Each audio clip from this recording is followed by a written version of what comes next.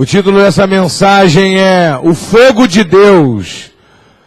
Diga, o fogo de Deus. Aleluia.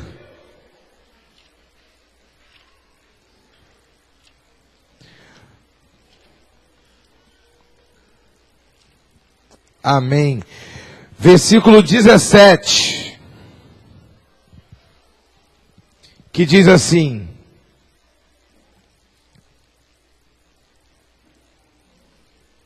(17) em diante.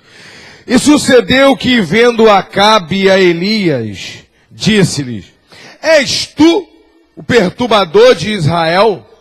Então disse ele: Eu não tenho perturbado a Israel, mas tu e tua casa e a casa de teu pai, porque deixastes o mandamento do Senhor e seguistes aos Balaíns.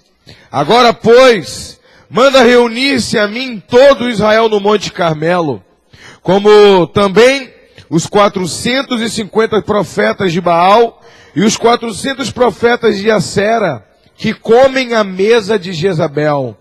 Então Acabe convocou todos os filhos de Israel e reuniu os profetas no Monte Carmelo. Então Elias se achegou a todo o povo e disse: Até quando cocheareis entre dois pensamentos? Se o Senhor é Deus, segue-o. E se Baal é Deus, segue-o. Porém, o povo nada lhe respondeu. Então disse Elias ao povo: Só eu fiquei por profeta do Senhor, e os profetas de Baal são 450 homens. Deem-nos, pois, 2 bezerros, e eles escolham para si um deles, e dividam em pedaços e ponham sobre a lenha. Porém, não lhe coloquem fogo. Então eu prepararei um outro bezerro, e porei sobre a lenha, mas também não lhe tocarei fogo. Então, invocai o nome do vosso Deus, e eu invocarei o nome do Senhor. E há de ser que o Deus que responder por meio do fogo será Deus. E todo o povo respondeu, dizendo: É boa esta palavra. E disse Elias aos profetas de Baal: Escolhei para vós um dos bezerros, preparai o primeiro, pois sois muitos. Invocai o nome do vosso Deus, e não lhe ponhas fogo. E tomaram o bezerro que lhes dera, e prepararam e invocaram o nome do Baal, desde a manhã até o meio-dia, dizendo: Baal, responda-nos. Porém nem havia voz, nem quem respondesse. E saltavam sobre o altar que tinham feito. E sucedeu que o meio-dia Elias zombava deles e dizia: Clamai em alta vozes, porque é ele um Deus. Pode ser que esteja falando, ou que tenha alguma coisa para fazer, ou intente que esteja uma viagem, talvez esteja dormindo e despertará. E eles clamaram em alta vozes e se retalhavam com facas e lancetas, conforme o seu costume, até derramarem sangue sobre si. E sucedeu que, passando o meio-dia, profetizaram eles, até que a oferta de manjar se oferecesse. Porém, não houve voz, não houve resposta, nem atenção alguma. Então Elias disse a todo o povo: Chegai-vos a mim. E todo o povo se achegou a ele. Então restaurou o altar do Senhor que estava quebrado. Elias tomou 12 pedras, conforme ao número das tribos do filho de Jacó, ao qual veio a palavra do Senhor, dizendo: Israel será o teu nome. E com aquelas pedras edificou o altar em nome do Senhor. Depois fez um rego em volta do altar, ao redor do altar, segundo a largura de 2 medidas de semente. Então armou a lenha, dividiu o bezerro em pedaços e pôs sobre a lenha, e disse: Enchei de água 4 cântaros, e derramai sobre o holocausto e sobre a lenha. E disse: Fazei a segunda vez, e fizeram a segunda vez. Disse ainda: Fazei a terceira vez, e fizeram a terceira vez. De maneira que a água corria ao redor do altar, e até o rego ele encheu de água. Sucedeu que, oferecendo-se a oferta de manjares, o profeta Elias se chegou e disse: Ó Deus de Abraão, de Isaque e de Israel. Manifeste-se hoje que tu és Deus em Israel, e que eu sou teu servo, e que conforme a tua palavra fiz todas essas coisas. Responda-me, Senhor, responda-me para que este povo conheça que tu és Senhor, o Deus, que tu és Deus, e que tu fizestes voltar o seu coração. Então caiu o fogo do Senhor e consumiu o holocausto, a lenha, as pedras e o pó, e ainda lambeu a água que estava no rego. O que vendo todo o povo caíram sobre os seus rostos e disseram: só o Senhor é Deus, só o Senhor é Deus. E Elias lhes disse: lançai mão dos profetas de Baal, que nenhum deles escape. Lançaram mão deles. Então Elias os fez descer ao ribeiro de Quizon, e ali os matou. Então Elias disse a Acabe: sobe, come e bebe, porque há ruído de uma abundante chuva. Olha para o teu irmão e diga: há ruído de uma abundante chuva. Glória a Deus. Quando Elias chega diante de Acabe, para confrontar Acabe, ele chama o profeta Obadias. O profeta Obadias era aquele que durante muito tempo sustentou, no tempo de perseguição, Jezabel perseguia os profetas. E no tempo da perseguição em que Jezabel perseguiu os profetas do Senhor, Obadias sustentava 100 profetas nas cavernas a pão e água. Obadia é aquele homem que depois de morrer, Eliseu vai visitar a família dele, a mulher dele, os filhos dele estavam a ser vendidos por escravo. É o mesmo homem que a mulher diz assim para Eliseu: o meu marido era teu servo e servo do teu Senhor, e agora querem levar os meus filhos como escravo por causa de dívida. E Eliseu orou e multiplicou a unção do marido dela, o azeite que estava na casa. É o mesmo Obadias. Então Elias diz: vai até Acabe e diga para ele que eu quero ver. Ele disse: não, meu senhor, o senhor quer que eu morra? O Senhor tem alguma coisa? Eu errei com Deus, eu fiz alguma coisa de errado com o Senhor. O Senhor sabe que Acabe está te procurando em todo, não tem um lugar no mundo, nenhum reino que ele não te procurou para te matar. Se eu chegar com essa notícia, ele vai me matar. Elias disse: vá que ele não vai tocar em você, e diga que eu quero falar com ele. Elias chega diante de Acabe e diz: até quando? Ele diz para Acabe: até quando vai continuar essa situação? Acabe abre a boca e diz: tu és o perturbador de Israel. Ele diz: quem está perturbando Israel, quem está tribulando e amaldiçoando essa terra é você e a tua família, que tem adorado outros deuses e contaminado a terra, tem trazido miséria para essa terra. Agora se reúne no Monte Carmelo, que nós queremos evidenciar e mostrar para o povo quem é Deus, quem não é. Sabe, irmãos, às vezes Deus quer purificar a nação. E quando Deus quer purificar a nação, a primeira coisa que Ele vai usar é aquele que sustenta profeta em tempo de caverna. Tudo começou com Obadias, levando o recado. Não começa com Elias, começa com Obadias. Porque quando Deus quer restaurar um altar, quando Deus quer restaurar uma comunidade evangélica, quando Deus quer restaurar uma comunidade, Ele não começa com o profeta maior, Ele começa com os profetas menores. São aqueles que não parecem, são aqueles que trabalham no oculto, são aqueles que sustentam o profeta em caverna, são aqueles que não têm nome. É a intercessão anônima que começa a restaurar o altar e faz o profeta, que é chamado para aparecer na frente de todo mundo, parar de se esconder e se apresentar para assumir o seu papel. Elias só se apresentou depois que esses profetas da caverna clamaram: Senhor, cadê Elias? No tempo de dificuldade ele não está nos representando. Cadê Elias? Eu imagino ele dizendo: cadê Elias? Porque no tempo de glória que os profetas são honrados, ele estava aqui andando no nosso meio. Mas agora que nós estamos aqui escondidos em caverna, cadê ele para nos representar? Há um clamor, olha para o teu irmão e diga: há um clamor para se levantar profetas que confronte a idolatria.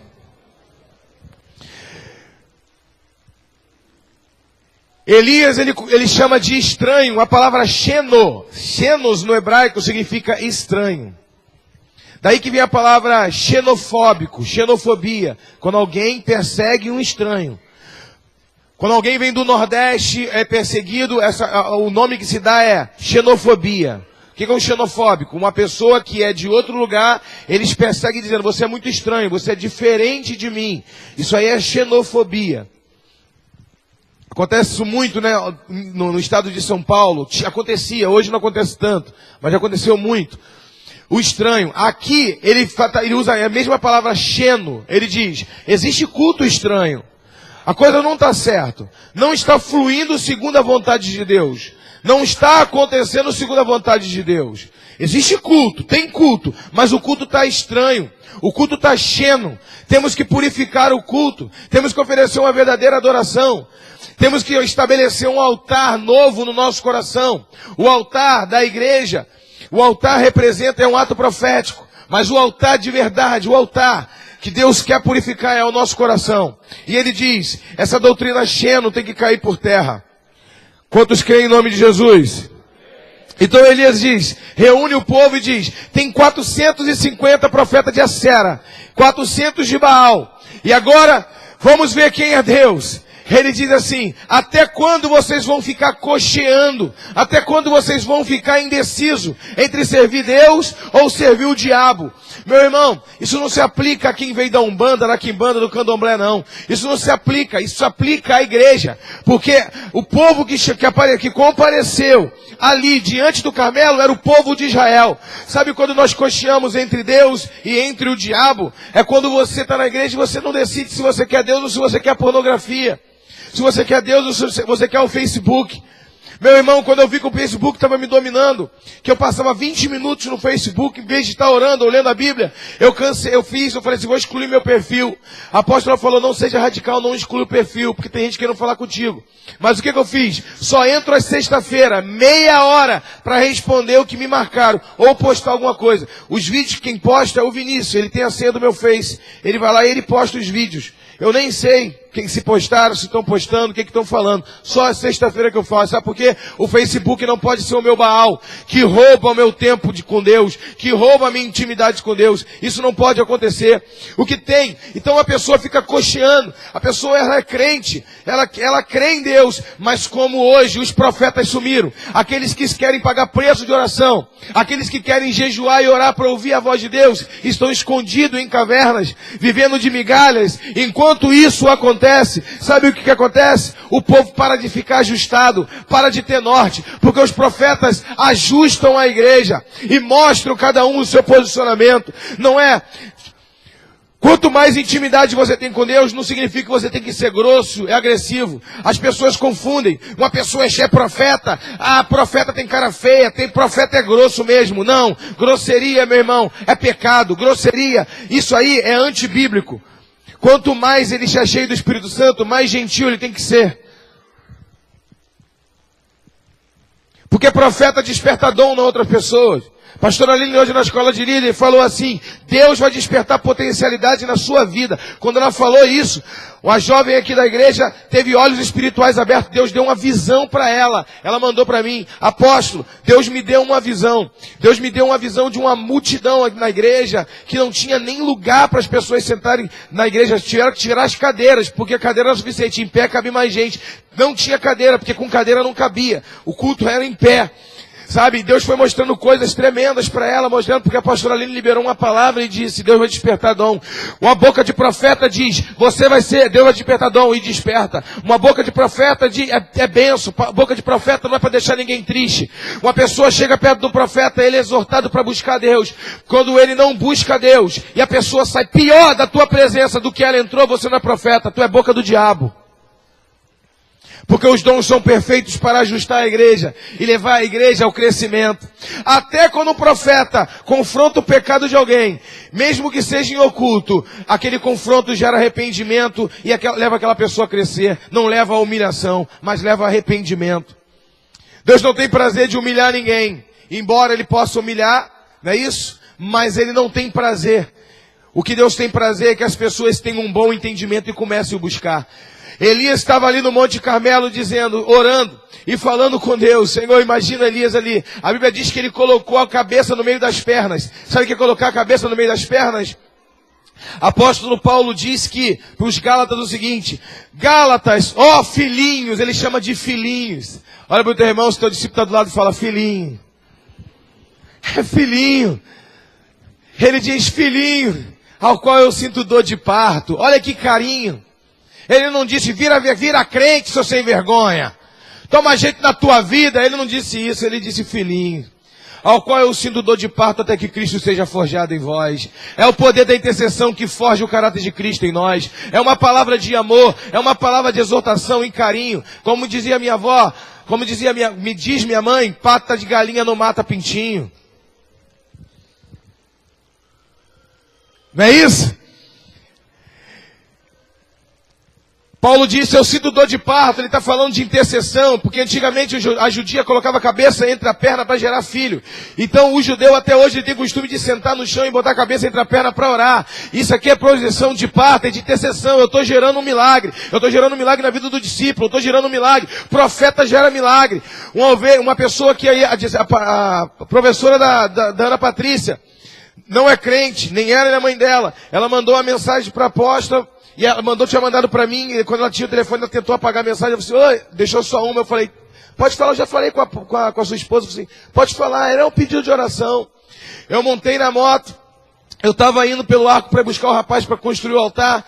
E aí ela falou à noite, eu orei à noite. Quando chegou no caminho, indo para o arco, atravessou divisa de Nova Iguaçu. Eu vim orando de moto. Aí que tem que orar mesmo, de moto tem que orar, né? A gente vai orando. E quando chegou na divisa, eu clamei e falei, Senhor, faz um milagre na cidade de Belford Roxo. Porque tinha meses que não pagava o salário. Os aposentados estavam passando necessidade. A mãe dela é aposentada de lá e estava sem dinheiro para comprar o remédio. Falou que tinha muita gente morrendo, idoso morrendo por falta de comprar remédio, porque tinha meses que não recebia salário. Ela mandou uma mensagem hoje. E mesmo no outro dia o salário saiu todo. Ela mandou a mensagem e falou, eu falei para ela assim, Deus vai fazer um milagre. Eu mandei essa mensagem, ela falou assim, mãe, eu pedi o pai da aluna da nossa igreja para poder orar. E sabe qual foi a mensagem que ele mandou? Ele disse, Deus vai fazer um milagre. E aí quando foi de tarde, eu estava aqui, ela mandou o áudio dizendo, pastor, a minha mãe está impactada.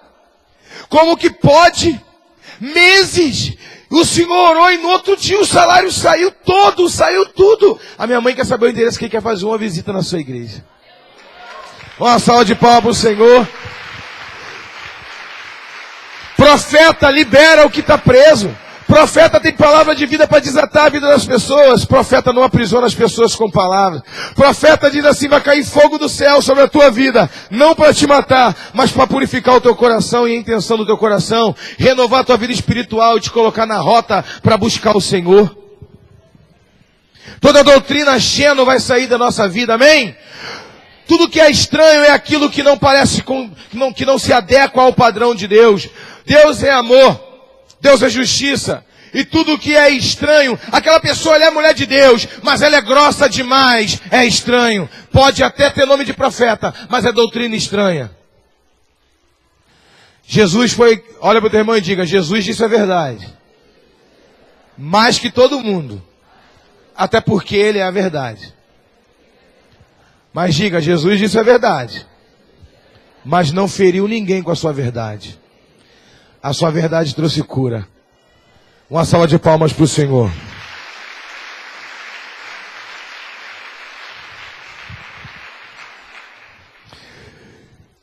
Elias, eles ficaram se mutilando. Eles ficaram se machucando. Clamando por Baal. Clamando pelos deuses. E nenhuma voz eles ouviram.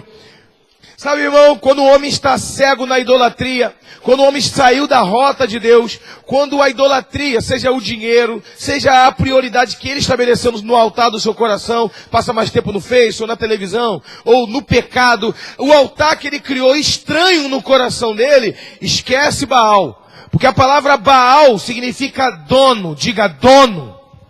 Baal significa dono. É aquele que quer tomar. Deus é o Senhor. Olha só, nem Deus se chama de dono da gente. Baal se chama dono. Deus é Senhor. Senhor é aquele que é soberano, que direciona, que encaminha. Ele não é dono, ele é Senhor. O diabo, ele quer ser dono do nosso coração. Ele quer criar um altar estranho, um altar xenos no nosso coração. Porque ele sabe que aonde tem sacrifício de profano, o fogo de Deus não vem. Se não é fogo estranho, não é fogo do Senhor. Fogo estranho é aquele que tu fala assim, esse fogo está estranho demais. Essa pessoa está rodando no poder, essa pessoa está profetizando, mas eu estou sentindo que não é de Deus, que isso aí é um espírito maligno. Você consegue perceber pela movimentação da pessoa, e Deus te dá discernimento de espírito e fala, isso não é possível, isso não é de Deus, está muito estranho. O cara entra no mover e começa a lutar jiu-jitsu no meio da igreja, igual eu vi no Face outra vez. O cara começa a no mover, pega a cadeira e fica saltando na cabeça. Olha para o teu irmão e diga, isso é fogo estranho. Isso não é fogo de Deus. Elias cavou, fez diferente. Diga, o altar de Deus é diferente. Tinha garrote. Elias falou, vocês escolhem o garrote. Segundo, vocês escolhem. Quer orar primeiro? Vai vocês primeiro, porque vocês são muito. E eu sou sozinho, né? Então vocês são muito, faz vocês primeiro. Escolhe o garrote. Sabe por quê? Para depois que caísse o fogo e Deus fizesse o milagre. Ah, assim é mole. Tu escolheu o melhor boi? Ele disse, você escolhe o garrote, porque o poder do meu Deus não está na oferta, está no meu Deus. Agora você bota a lenha, você escolhe, vai orando aí, de manhã até meio-dia, arranca sangue, se mutilando e nada. Elias disse, grita mais alto. Talvez teu Deus esteja numa viagem, ele é um Deus, é importante, ele está dando uma descansada. Ou ele está fazendo alguma coisa porque ele é tão importante, não é assim? Quando você era de outra religião, você falava assim, parece até que o diabo vem e te serve, né? Mas quando tu precisa, parece que está tão distante, né? Aquele vazio, aquele buraco, aquela depressão, tu fala assim, bem que o nome dele é diabo mesmo, miserável. Carnaval está chegando. E aí uma vez nós fomos evangelizar uma mulher, foi eu e a apóstola. Chegamos na casa dela, ela falou assim, eu aceito Jesus. Eu estou aqui com uma lista de negócio da macumba que ela fazia. Mas era uma lista, irmão. Mas era quilométrico o negócio. Tinha bode, tinha não sei mais o que, tinha aroma, tinha uísque, tinha não sei o que lá. Mas era um negócio estranho. E $2.000. $2.000. Chega na igreja, fica ruim. Chega na igreja, o pastor fala, traz o seu melhor. Mas o diabo pede $2.000, quer real não, despreza, real não, quer dólar. Tem que ir na casa de campo pro capeta trocar em dólar. Aí botou lá, né, a lista, todos os pedidos que dá para fazer um churrascão de uns 2 bodes. E um negócio estranho mesmo, era cheio mesmo. Ela falou, eu só não fiz agora... Porque o pai de santo disse, no carnaval, nenhum espírito baixa no terreiro. As entidades estão soltas. Eu falei, como é que é esse negócio? Tem tanto trabalho para capeta que falta capeta. Os capetas vão tudo para a rua, ninguém está no departamento interno não. Está todo mundo na rua. O diabo tem tanta morte, tanta desgraça para fazer que ele não quer perder tempo incorporando em ninguém não. Ele disse assim, esse cavalo aí vai ficar na baia. Eu vou agora montar em outros. Olha a caveira. Eita, cavalo arrumado. Olha pro teu irmão e fala assim, ó. Não seja cavalo do diabo. É melhor ser jeguinho de Jesus. Jesus, ó. Entrando em Jerusalém, ó. E o jeguinho. Meu Deus. Estamos aplaudindo, né? E todo mundo jogando a vez do joguinho. Eita, rapaz, nunca ninguém montou tão importante em mim. Olha como que o pessoal tá vendo. E o jeguinho entrando. Olha pro teu irmão, é melhor ser jeguinho de Jesus do que ser alazão do diabo. No outro dia o jeguinho chegou em casa, entrou em Jerusalém. Chegou e falou, mãe, entrei em Jerusalém. Todo mundo me aplaudiu. A mãe falou assim, ô jeguinho pequeno, little jeg, vem aqui. Quem estava montado em cima de tu era Jesus. Vai lá e entra na cidade de novo e se alguém vai te aplaudir. Ele entrou, ninguém aplaudiu. Você não aplaudiram, você não aplaudiram porque estava em cima de tu, jeguinho. Tem muito jeguinho aí, né, irmão, achando que está sendo aplaudido pelos outros. Caia fogo. Esse aplauso é para mim, não, jeguinho orgulhoso. Mas, irmão, você não seja o jeguinho orgulhoso. Amém, né? Glória a Deus. Mas olha só. Elias faz um altar diferente, porque o altar do Senhor é um altar diferente. Ele cava uma vala em volta do altar. A Bíblia diz que tinha 3 anos e meio que tinha seca, porque ele mesmo disse, não caia nem chuva nem orvalho em Israel. E liberou a palavra. faltava água em Israel. E ele falou, o que um profeta entende é o que um balaísta, ele não entende. Ele disse, eu vou agradar meu Deus não dando bezerro, porque bezerro tem demais. Eu vou agradar meu Deus dando água. Eu vou dar a meu Deus o que me falta. O que está escasso para mim. Inclusive ele queria chuva. E se ele queria chuva, ele tinha que semear água. Então ele jogou 6 jarros, metretas de água na lenha, molhou a lenha, encheu a vala, o rego de água até transbordar. Em tempo de escassez ele deu o melhor daquilo que estava faltando. E quando ele colocou o fogo, caiu do céu. Lambeu a lenha, as pedras, irmãos, viraram pó. Lambeu também as pedras, foi tudo. E o nome disso é Corban Olam. Corban Olam significa oferta que sobe. Sabe o que é oferta? Os sacerdotes, eles tinham o direito de comer a carne, não a gordura, mas a carne da oferta. Tinha oferta que o sacerdote podia tocar, mas tinha oferta que ninguém podia tocar. Essa oferta era chamada de holocausto. O holocausto, a palavra holocausto, significa total. Causto vem de caos, de destruição. Total destruição.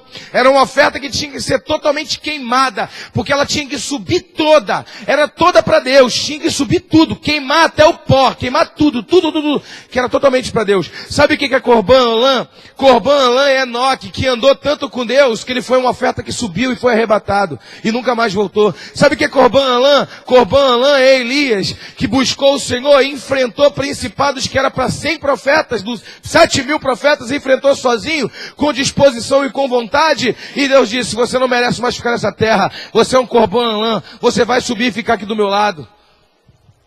Corban Olam é aquilo que você faz, que sobe direto para o Senhor, direto para as narinas do Senhor. Quem está entendendo? Glória a Deus. A mulher samaritana, o problema é esse, nós temos que ler a Bíblia, irmão, e entender o idioma, a questão cultural e idiomática. A mulher samaritana, ela encontra com Jesus, ela tem um duplo sentido essa passagem. Quem é judeu vai entender a visão profética da época e a linguagem da época.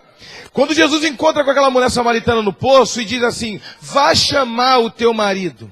Primeiro ela fala de adoração. Ela fala de adoração. Essa mulher está com sede de adorar, diga, sede de adorar. Uma pessoa, irmãos, quando ela está no mundo, ela procura religiões diferentes porque ela tem desejo de adorar. Ela é um ser que tem uma carne, mas ela também tem uma alma e um espírito. Ela é duas vezes mais espiritual do que carnal. Porque a alma é o espírito que está nela também é o espírito, e ela tem uma carne. Então ela tem muito mais necessidade de coisas espirituais do que coisas físicas. Então a pessoa fica com aquela necessidade, ela não tem um direcionamento, ela vai para macumba, ela vai para mesa branca, ela vai para outro lugar. A única coisa, todos querem buscar Deus, digam todos, querem o sobrenatural, porque somos espirituais. Ela só precisa de alguém para direcionar ela para o lugar certo, para a adoração perfeita. Jesus fez isso. Aquela mulher, Jesus começou com ela quando ela percebeu que Jesus era profeta. A primeira coisa que ela fez foi dizer, Senhor, vejo que tu é profeta, aonde tenho que adorar? No monte ou lá em Jerusalém? Jesus disse, ora vem, já chegou, em que os verdadeiros adoradores adorarão o Pai em espírito e verdade. Não vai ter uma geografia física, mas aonde você estiver, você vai adorar. Jesus disse, vai lá e chama teu marido. Ela disse, eu não tenho marido. Jesus disse, disseste bem, porque tu já adorou 5 imagens diferentes. E agora você vai adorar um único Deus. Jesus não estava falando ali, irmão, de maridos físicos. Quem entende, essa mulher estava com desejo de adorar. Ela era uma oriental, ela já teria sido apedrejada há muito tempo se ela tivesse 5 maridos. E se ela fosse amante. Até porque ela falou, aonde que eu devo adorar? Aonde que eu devo adorar? Se ela obedece a lei de Moisés, ela já seria nenhuma prostituta está com vontade. Eu quero adorar. O problema é que a necessidade de adorar e a falta de direcionamento, ela adorou Baal, Acera, que eram as 5 entidades que existiam na época. E ela disse, quando o Messias vier, nos ensinará a adorar de verdade. Jesus disse, ora vem, e já chegou, em que os verdadeiros adoradores adorarão o Pai em espírito e em verdade. Os samaritanos tinham uma herança de Jeroboão, de adorar imagens. Então você pode ler essa passagem de maneira figurativa, de um entendimento da época, Ou pode também, de fato, essa mulher ter tido 5 maridos. Mas o fato dela ter 5 maridos representa a restauração total do povo e território de Israel por uma adoração perfeita. Porque Israel se prostituía contra os deuses. Os profetas chamavam de adúltera. Mulher adúltera era o povo de Israel que adorava outras imagens. Existia essa linguagem figurativa. Ouve Israel, larga a prostituição. Você tem se prostituído com outros deuses. Quando Jesus usa a linguagem, você já teve 5 maridos, você já teve 5 donos. Baal, Acera, Astarote e todos os outros que existiam. Agora chegou a hora de você adorar o Deus de verdade. E quando você adorar o Deus de verdade e purificar o altar do seu coração, rios de água viva fluirão do seu interior, porque você está construindo um altar verdadeiro e santo para o Deus que é verdadeiro e santo. Quantos podem dar uma salva de palmas para o Senhor? Aleluia! Cochear, irmão. Elias sai dali e cai uma grande chuva. E eu estou partindo para o final. E quando cai aquela grande chuva, aquele temporal, Elias sai. No tempo de luta, às vezes, irmão, nós estamos no tempo de guerra, a gente encara. Um dia, o Brasil foi para a guerra, eu estava falando sobre isso ontem. O Brasil venceu na Segunda Guerra Mundial o Monte Castelo por causa da fome. Os comandantes deles falaram, lá no Monte Castelo tem uma fortaleza, tem italianos que estão reféns dos alemães. Se nós entrarmos lá e matarmos os alemães e resgatarmos os italianos, vamos sair como heróis de guerra e ainda vamos comer, porque lá tem comida à vontade. E aqui, mais 2 dias, todos nós vamos morrer de sede e de fome. Vocês têm 2 coisas. Ou a gente mata eles, ou vocês morrem de fome e morrem como desertores. Os brasileiros não tinham mais bala, eles só tinham baioneta na ponta da arma, só uma faca na ponta da arma, e venceu um exército fortificado. Os brasileiros partiram para cima e mataram todo mundo na baioneta, e ganharam. Aí saiu no jornal, Brasil vence a guerra em Monte Castelo. A necessidade fez ele vencer a guerra. Ninguém gosta de arriscar quando está em tempo de bonança. Quando caiu a chuva, Elias correu da presença de Jezabel. A chuva, o céu estava seco, ele poderia morrer de fome. Ele ia ser caçado e disse, olha, é melhor ser o caçador do que ser a caça. Ele vai me achar uma hora dessa, vai me matar. É melhor encarar ele. Às vezes Deus nos coloca no tudo ou nada. Às vezes Deus diz assim, ó, vou tirar tudo para você partir por tudo ou nada. Mas quando a gente tem mais ou menos, a gente fica tentando garantir o mais ou menos. Quando caiu a chuva, Elias saiu correndo, saiu batido. Quando ele saiu batido, ele andou tanto que ele caiu debaixo de uma árvore. O Deus botou um anjo, o anjo trouxe pão e trouxe água fresca para ele. Ele andou de novo mais um pouquinho, parou na beira do rio. Ah, estava gostosinho na beira do rio. Carne, alguns teólogos vão além. Diz que o corvo ia na mesa de Jezabel, pegava carne assada e levava para ele. Isso aí é muito metafórico. Mas eu não duvido que Deus possa fazer isso não. Mas o fato é que o corvo trazia carne assada para ele na beira do rio. E água. Carne assada e água. Carne assada e água. De repente o rio seca. E ele tem que andar. Olha para o teu irmão e diga, quando cessa a provisão, está na hora de mudar a missão. Deus tinha uma missão nova para ele, e ele não tinha que mais ficar no tempo do rio. Quando Deus tem uma missão para você, Ele vai te prover na missão. Se faltou a missão, tem alguma coisa errada. Se faltou a provisão, tem alguma coisa errada. Deus parou de prover, Ele quer mudar o rumo da sua vida. Ele quer mudar a tua mentalidade, Ele tem uma missão nova para você. Elias vai, entra na caverna. Deus disse, Elias, o que você está fazendo aqui dentro dessa caverna? E a Bíblia diz que quando ele entra na caverna tem um grande terremoto, mas Deus não estava no terremoto. Diga, Deus não estava no terremoto. Houve um grande vento, diga, Deus não estava no vento. Houve um grande fogo, mas Deus não estava no fogo. Agora olha que tremendo, Deus estava no fogo na inauguração do templo. A Bíblia diz que quando Salomão deu a melhor oferta, o fogo caiu do céu e consumiu o holocausto. Deus estava no fogo no Carmelo. Deus estava no fogo na coluna de fogo lá no deserto, Ele estava no fogo. Mas na caverna, Deus disse que eu não estou nesse fogo. Tem fogo que a gente passa, que são fogos do diabo. São fogos estranhos, diga fogo estranho. Porque Deus diz, ó, esse fogo que está aí, Elias, é diferente daquele fogo que caiu no Monte Carmelo. Esse fogo aí é fogo de desertor. Esse fogo aí, Elias, é fogo estranho. É fogo de profeta que parou de confiar no Senhor. É fogo de profeta que está confiando na força do braço. Agora sai dessa caverna e unge Eliseu, que eu tenho um projeto contigo muito maior. Está na hora de eu te promover. Ele ungiu Eliseu. E quando ele ungiu Eliseu, continuou ajeitando a igreja, né? Ajustando a igreja. Visitou as 4 igrejas que ele tinha estabelecido escola de profeta. Preparou gente para substituir ele. A Bíblia diz que Eliseu está mandando junto com ele. Quando atravessou o Jordão, um grande redemoinho, diga um grande redemoinho. Levantou Elias e Eliseu. Eliseu subiu junto com Elias. Porque quando Deus levanta o líder, nos levanta também. Porque quando o líder quando Deus levanta o líder e o discípulo não levanta junto com o líder, é fogo estranho. Porque a bênção quando vem para a igreja, vem para todo mundo, não vem para um só. Quando Deus começa a pipocar bênção na vida do pastor, começa a pipocar bênção na vida do povo. Se é só na vida do pastor que está pipocando bênção, é fogo estranho. Olha para o teu irmão e fala, está amarrado. Todo fogo estranho. Saiu da caverna, ele veio andando com Eliseu, um grande redemoinho levantou e levou Elias para o céu. A Bíblia diz que Elias subiu ao céu em um grande redemoinho. Aí você vai falar, não apóstolo, tinha até uma música, ele subiu num carro de fogo. A Bíblia diz que veio um carro de fogo e separou Elias e Eliseu.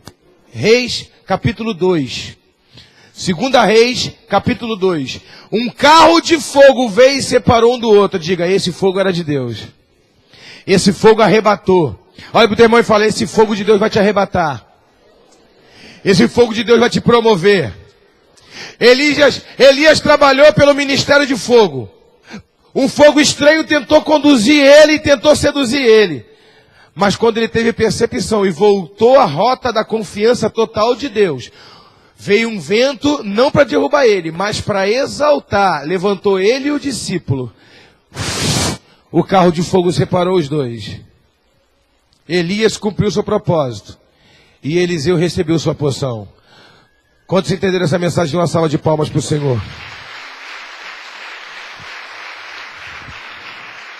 Nós vamos nos colocar em pé.